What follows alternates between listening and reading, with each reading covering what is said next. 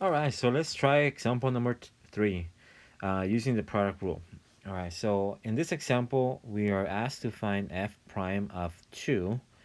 That means we're going to first find the derivative of the function f, and then we're going to replace or do a direct substitution of x with 2. So first, we got to first find the derivative before we can use the value of 2, okay? So let's jump in. So let's find the derivative. And in this example, we want to do it with product rule. We can visualize here that this is a product of two functions, right? This is one function, this is the other function. So there's two functions. And I want to remind you that the derivative, the product of the derivative of the product rule follows this way, right? If take the derivative of the first function, leave the second one alone, plus the first one left alone times the derivative of the second one. All right, so I have the function here. What I did here is I set it up the function by rewriting it in power form.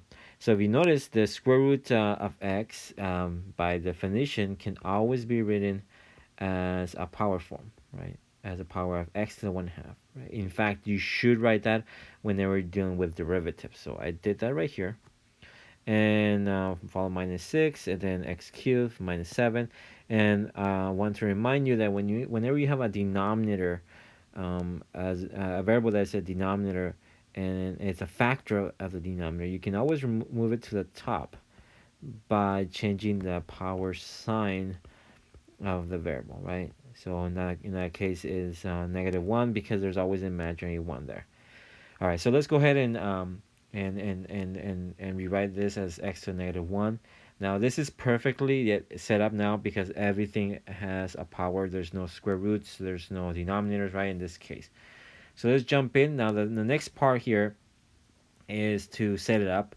I told you in the last video that I would recommend, highly recommend that you set up the derivative by following the rule here, right? So I took the derivative of the first one, right? And I just did that, right? I'm setting it up. I'm just gonna do it in the next line, but I'm just setting it up so I can kind of see this, and I don't have to do this the whole thing in one single line.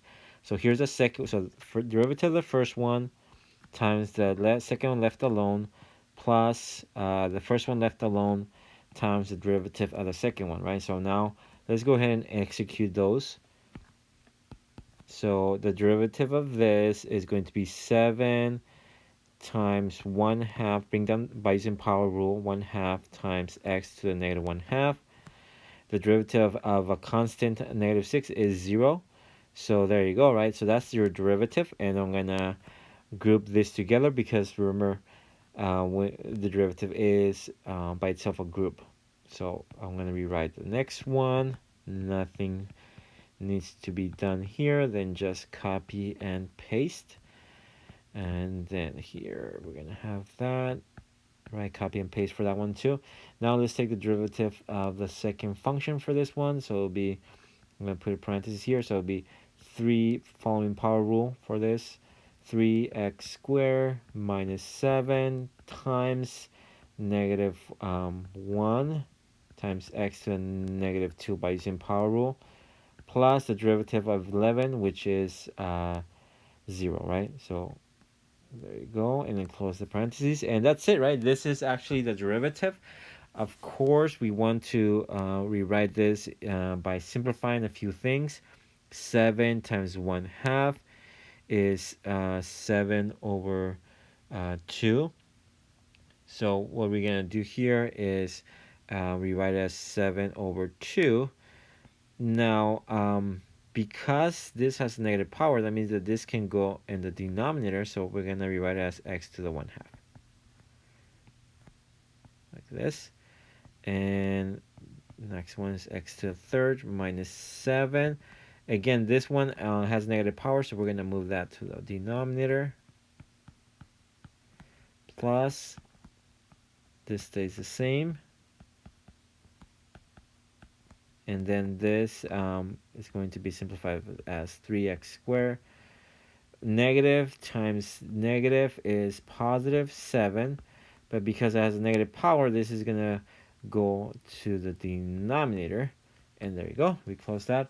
And that's pretty much almost done, except that we need to rewrite everything back in terms of radicals, right? So this will be 2 times the square root of x times x to the third minus 7 over x plus 11 plus 7 times the square root of x minus 6 times 3x squared plus 7 over x squared. That's it. And so this is as far as we want to go. Right, so here let me so that's our derivative. Now we need, what we need to do is plug in the 2. So let's go ahead and plug in f of 2. So remember that the original problem is to find f prime of 2. So let's go ahead and do that.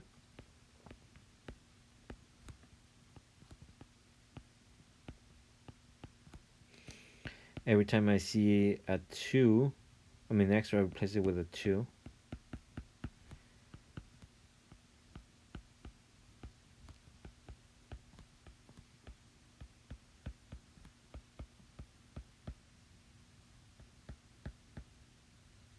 There you go. And then from here, what we're gonna do here is we're gonna plug in this in our calculator, and let's see what we get. So let's go ahead and jump in here.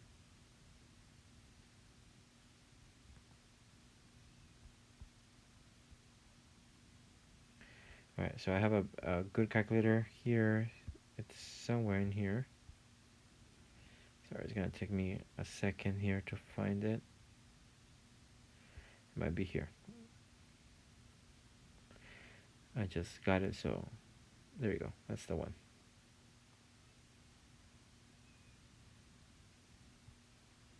Okay, so let me clear this up. This is the one with the commercial, so actually that's not the one. It might be this one. I hope it's this one. Oh, this one also has commercial. All right.